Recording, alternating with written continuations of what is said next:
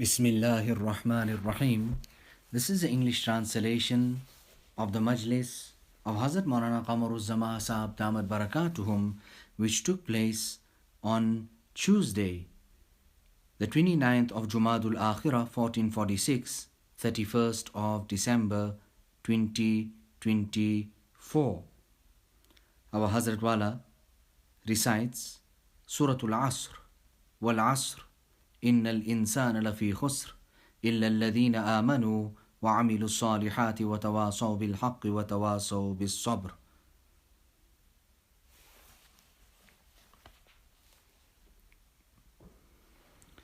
Now here, the surah that we have in front of us is short and concise. The translation should be learned and the tafsir also should be learned. We should understand this.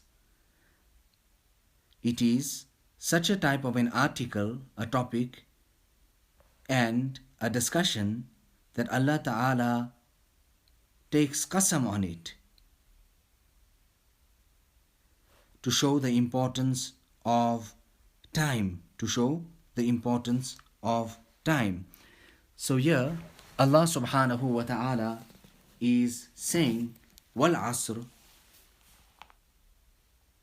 I swear by the time.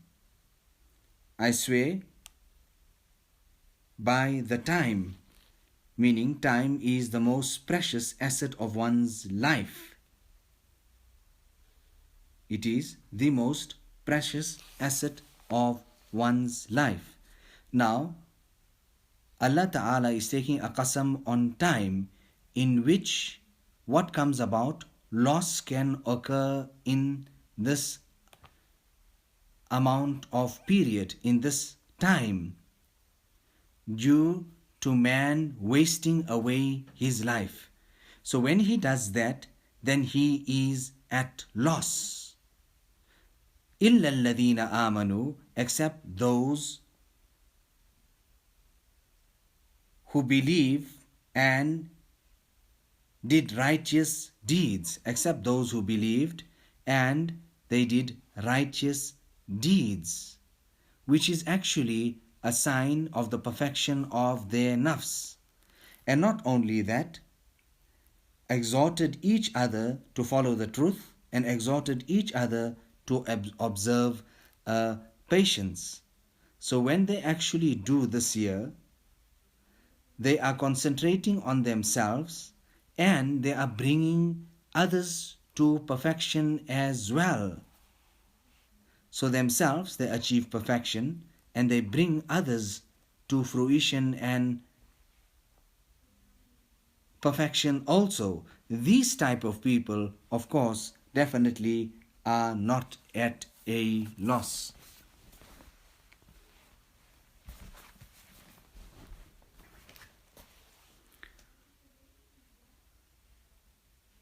Hazrat Maulana Mohammad Ahmad Saheb, what can I tell you about him? Our Hazrat Wala is speaking about his Sheikh, saying that if somebody had to come and was speaking and saying something, he would say, listen, say whatever you have to say, because in this amount of time, I can actually recite so many ayat of the Quran Majid. Now time is so important. You can only do whatever you want to do if time is found. Our Hazrat Wala is quoting an incident of two Sahaba, one of them who passed away on the battlefield and the other one passed away some time later.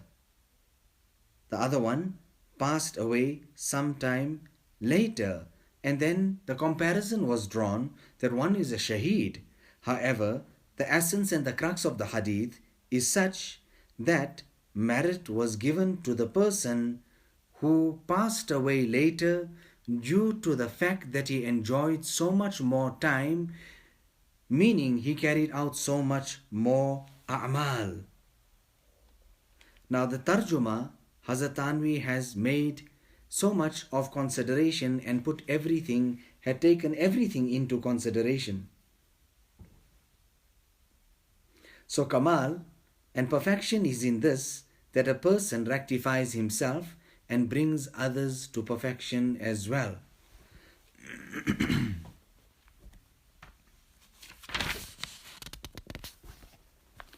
Sayyidina Ubaidullah ibn Hisn radiyallahu ta'ala reports that whenever two companions of Rasulullah sallallahu alaihi wasallam met, they would not part company until one of them had recited Surah Al-Asr in its entirety to the other.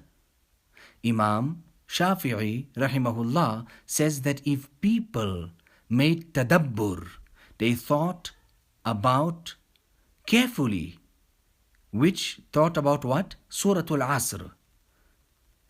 They pondered over it. It would be enough for their guidance. It is a concise but comprehensive surah which in 3 verses outlines a complete way of human life based on Islamic world view.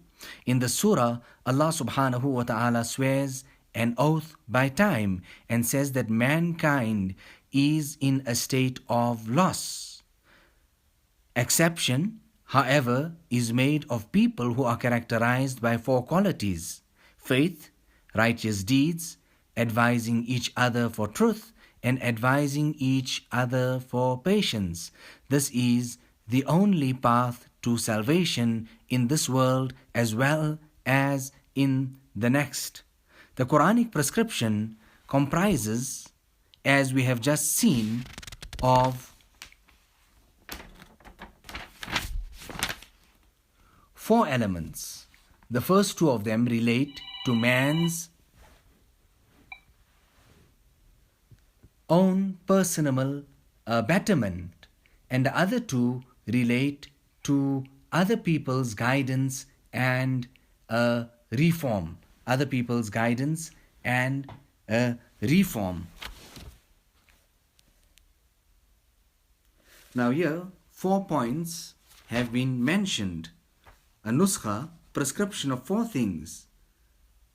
Now today if some Hakim gives a prescription with just 4 points, he is understood to be such a great Hakim that he's condensed everything. Just do this here and you'll get shifa. Hazrat Shah Abdul Aziz rahimahullah ta'ala states that from the first asbab of hidayat is that of health. Is that of health. So a person's got time, but he needs that health to carry out those a'mal. So there was the Buzurgan-e-Din, we find that so many of them were like that. They would say that, listen, if you want to say something, say. Finish up and let me carry on and do my work, because I am being harmed so much. I could have recited so much and done so much in this time. Hazrat Maulana Mohammad Ahmad Sahab's mizaj was just like that. Hazrat Maulana Qasim Sahab, if somebody had to be with him and sitting with him, they would just continue sitting and sitting, and Hazrat Maulana Rashid Ahmad Sahab, people would sit with him, but when the time for Ishraq came, then he would stand up and he would say that, listen, now it's my time to read Ishraq Salat, and he would perform his Salat. Both were contemporaries and colleagues. However, the temperament and mizaj of both of them were so different. On one occasion, Hazrat Haji Imdadullah rahimahullah, somebody said to him, because they were sitting with him so long, they said, Hazrat, Maaf, we're sitting with you so long, you must be inconvenienced. Hazrat Haji Imdadullah said that, Maulvi hokar aise baat karte ho? That despite being an alim, you are talking like this? Tell me, do you think that ibadat and deen is only in that of namaz and this and that? No, sitting with one's friends and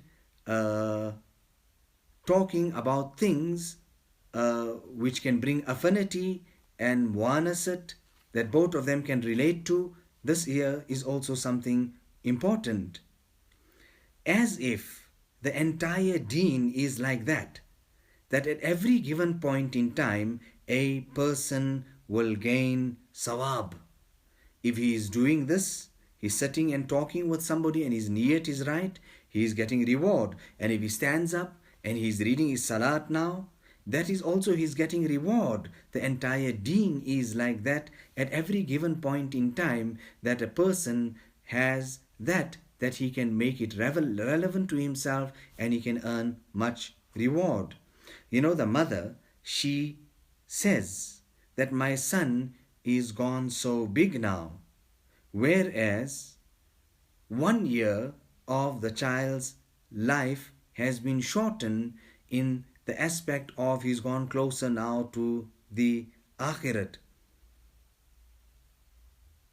Hazrat Maulana Muhammad Ahmad Saheb used to quote this particular incident to us. He would say that in the old times, in the old days, a clock was given as a gift to some buzruk and saintly person. First time in his life, he sees this type of a gadget and he's made to understand this is the time and the time is going. I mean, the essence of the clock, etc., how it works. And he's looking at that needle and the second hand moving. He was so taken aback by that he was captivated and glued to that clock for such a long period of time, thinking to himself, is this how my life is deteriorating and getting less by the second, just like that? Hazrat Maulana Muhammad Ahmad Saheb was like that. His fikr for the akhirat was tremendous.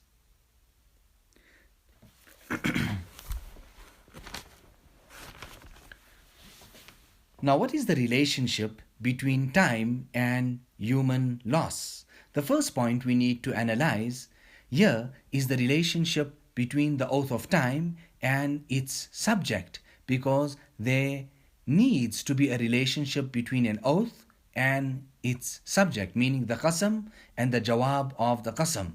So the mufassirin, commentators, generally state that all conditions of man, his growth, his development, his movements, his actions and morality all take place within the space of time. Man will lose the capital of his existence. Hours, days, months and years of life pass quickly. Spiritual and material potentialities decline and abilities fade. Man is like a person who possesses great capital and without his permission and will, every day a portion of his capital is taken away. Allahu Akbar. Man is like a person who possesses great capital and without his permission and will, every day a portion of that capital is taken away. This is the nature of life in this world, the nature of continual loss. How well this has been put poetically. Hayatuka anfasun tu'addu fakullama madha nafsun minha intaqasat bihi juz'a. Allahu Akbar. Your life comprises of a few breaths that can be counted. When one of them is sent out, a part of your life has diminished.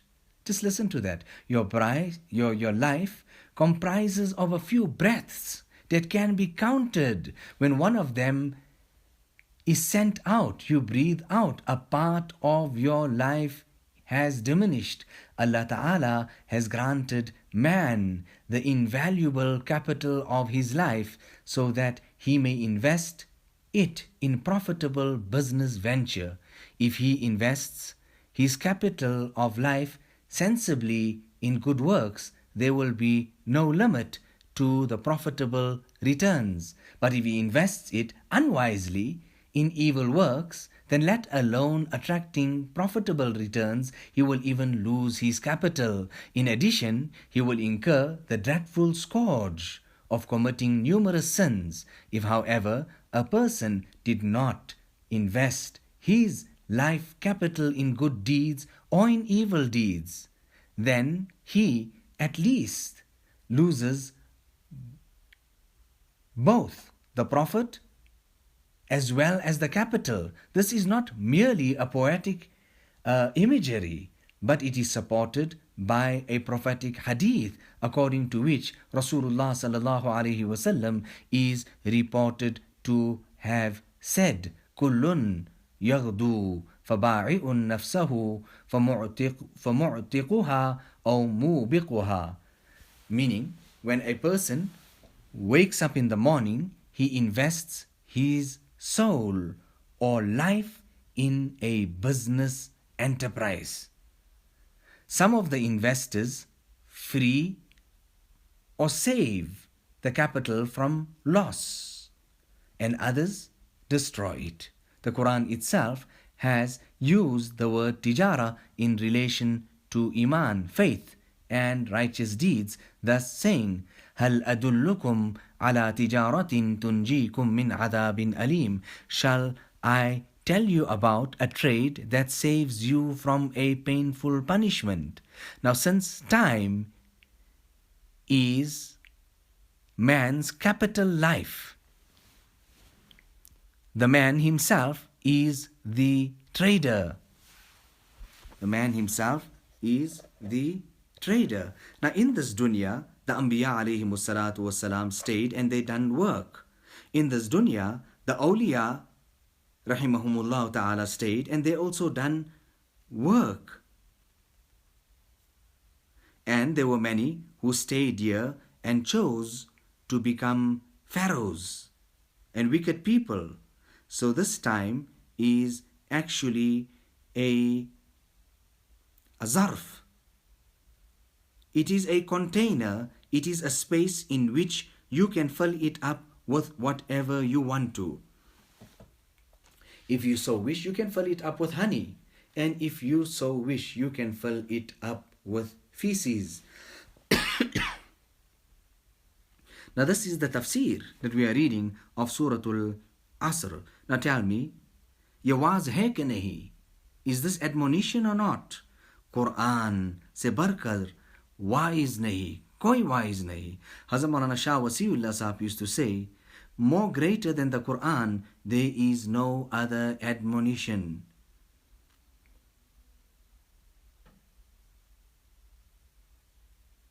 On one occasion, Rasulullah sallallahu alaihi wasallam was sitting with the Sahaba. They performed the Fajr Salat and then they were engaged in dhikr, tilawat, etc. After the Salat, one of the Sahaba stood up and left.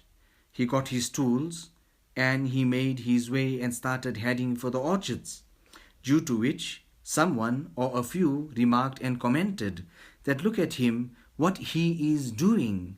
At that time, Rasulullah sallallahu alaihi wasallam said, don't say that. He is involved and occupied in fard, whereas you are occupied in nafal. How Rasulullah sallallahu alaihi wasallam went out of his way to explain deeply to the Sahaba all these different aspects.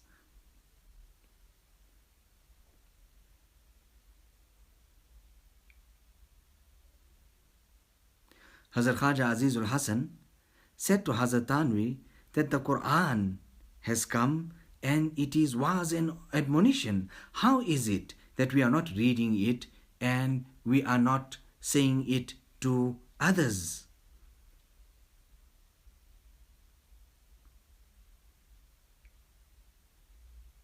You know, here in Allahabad, our Hazrat Wala is speaking about some time back, an incident that took place. There was a young lad and he came out with absolutely remarkable results. So much so that it must have been the greatest in the country or even further than that. And people then all started coming to see who's this young boy and how did he achieve this. Nevertheless, it was from some Ghair, Hindu family or whatever it was, and they came and they started asking him. That young lad, when they asked him, how did you achieve this? What did he have to say? That how did you get these high marks? He said, that I was reading and learning. I was not playing. In as short as that, even an Allama would not have been able to give a mukhtasar jawab like that. That's what he said. Our Hazrat Wala is quoting this example to emphasize on our minds that this person done this year for dunya. He said, I was reading, I was not playing. Kar kun kar, baguzar guftar, andari ra, kar bayad kar. Now we have to do work. We have to do work. Abandon these talks. You sitting and talking here. Leave that aside. Do work in this path. You would have to do work and nothing other than work. You know, our Hazrat Wala is saying this share after some long time. I am remembering it and I am saying it. And once upon a time, it was our takya, a kalam, we used to say it all the time, looking at the importance of the message behind it.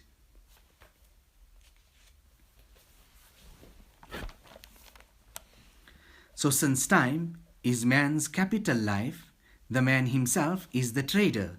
Under normal circumstances, his capital is not a frozen thing that may be kept for a while and used up later when the need arises. The capital is fluid or flowing all the time, every minute, every second. The man who invests it needs to be very wise, intelligent and agile so that he is able to swiftly and readily reap the profit from the flowing capital. One of the old ulama and Sufiya scholars said that he had learned the meaning of this verse of the Quran Majid from an ice seller whose trade required utmost diligence. If he were to be neglectful for a moment, his entire capital will melt away. This is why this verse has sworn an oath. By time, Allah subhanahu wa ta'ala swears an oath on time to indicate that it is a melting capital, and the only way to escape loss is to take every moment of his life as valuable and to use it for the 4 acts mentioned in the surah. Another possible reason for swearing by time may be that time in the sense of history bears testimony to the fact mentioned in the surah. If one thinks on the causes of the rise and decline of individuals and nations, he would certainly believe that there is only these 4 acts mentioned in the forthcoming verses that may ensure real success and betterment for mankind. However, whoever has ever abandoned them has suffered a great loss, as is evident from numerous events recorded by history.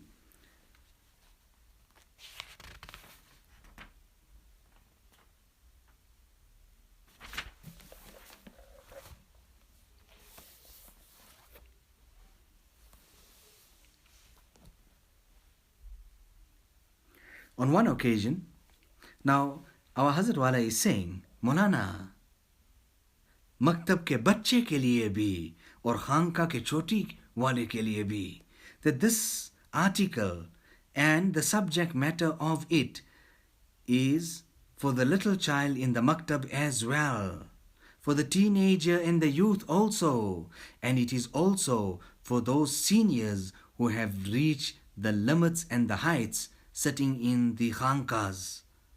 On one occasion, we were all gathered in the masjid. On the note that Hazrat Maulana Shah Wasiullah Saheb said that I am going to take your imtihan, we left no stone and we put our minds unturned. We put our minds and our bodies and everything into our studies. We actually thought that Hazrat Maulana Shah Wasiullah Sahib is going to become happy. Some while later, after he's seen everybody is just studying and studying and studying, he went on to say, if only I seen one person standing and reading 2 rakats of salat. I'm saying and I'm addressing this here specifically to the youth. How many people in the recent past came and left? How many were born? How many passed away? कामयाबी तो काम से होगी, न के हुस्न कलाम से होगी, जिक्र के इल्तिज़ाम से होगी, फ़िक्र के इह्तिमाम से होगी. Success will come by doing work. Do what you have to do. न के हुस्न कलाम से, not with the sweet, sweet talks. Rather, by being punctual with your zikr and having fikr for your islah. Hazrat Maulana Shah Wasiullah Sahib had this tariqa that once a week people had to give ittila and inform Hazrat Maulana Shah Wasiullah Sahib about the ahwal. They had to write. And what would they write? They would write कि मामूलात पूरे नहीं होते हैं. That we are unable to finish our daily recitals and our reading, our practices. Immediately Hazrat Maulana Shah Wasiullah Sahib used to say, they were ulama and they were teaching, etc. He would say, see, all these people are mudarris. They are teachers. If they have to stay absent from madrasa just one day, what would happen to them? Therefore, they would not even stay absent one day out of the fear that what will they have to reply to their children and to their spouses at home. Because when they stay absent one day or a few days, what's going to happen? Their salary and their wages is going to be cut. So there are repercussions there, disastrous. So that's why they are so punctual. When this year what we are talking about is directly linked to Allah subhanahu wa ta'ala, dhikr, muraqabah, tilawat, etc. This is got to do with Allah subhanahu wa ta'ala. So what's the attitude? That acha, dekha jayega. Okay, we'll see. Akhna, today we must it. We'll see tomorrow. That's the attitude. When Hazrat Maulana Abdul Bari Nadwi came to spend 1 month or 40 days with Hazrat Maulana Shah Wasiullah Sahib, and then he started seeing amazing things, kalam, alimana, sufiyana, such type of speeches and majalis that touched him deeply. He said to Hazrat Maulana Shah Wasiullah Sahib that Hazrat, aap Tanabawan mein rahe, aapko nahi dekha? That did you stay in Tanabawan? I did not even see you. Hazrat Maulana Shah Wasiullah Sahib told us later that मैं तो दिखाने लिए नहीं गया. I did not go there to go and show people my presence that I am there. No, I used to do my work, and after Asr, I used to head out into the fields, into the jungle, so that I could do my mamulat, etc.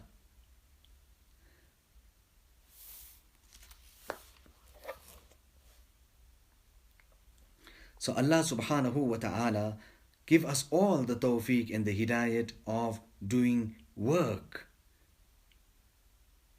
We have to have this habit that already from a young age, Allah ta'ala must give us a tawfiq of doing work. If a person has fikr, he will have much high darajat. If he does not have any type of fikr, then what type of darajat will he have? Rather, what will be able to achieve? When a person has time and he has fikr, he will put that time to work. He will achieve something in it. So Allah Ta'ala give us that tawfiq to do work, and Allah Ta'ala show us the benefits of it here in the dunya and in the akhirat. Kar kun kar, baguzar guftar, andari ra, kar bayad kar. Do work, Abandon this talking of yours. Stop talking and do work. In this path, you have to do work. You have to do work. Allah Ta'ala give me that tawfiq and hidayat, my children as well, those who are linked to me as well. Let us do work so that we can make taraqqi, progress and advance. Allah Ta'ala give us the tawfiq and the hidayat of doing dini work, the work of suluk. Allah Ta'ala give us the tawfiq and the hidayat of making zikr. And Allah subhanahu wa ta'ala give us munasabat and affinity with all of this year. And Allah ta'ala bless us with kamyabi and success. Allahumma ألف بين قلوبنا وأصلح ذات بيننا واهدنا سبل السلام ونجنا من الظلمات إلى النور وجنبنا الفواحش ما ظهر منها وما بطن وبارك لنا في أسماعنا وأبصارنا وقلوبنا وأزواجنا وذرياتنا وتب علينا إنك أنت التواب الرحيم ربنا تقبل منا إنك أنت السميع العليم وتب علينا إنك أنت التواب الرحيم بحرمة سيد النبي الكريم صلى الله عليه وسلم.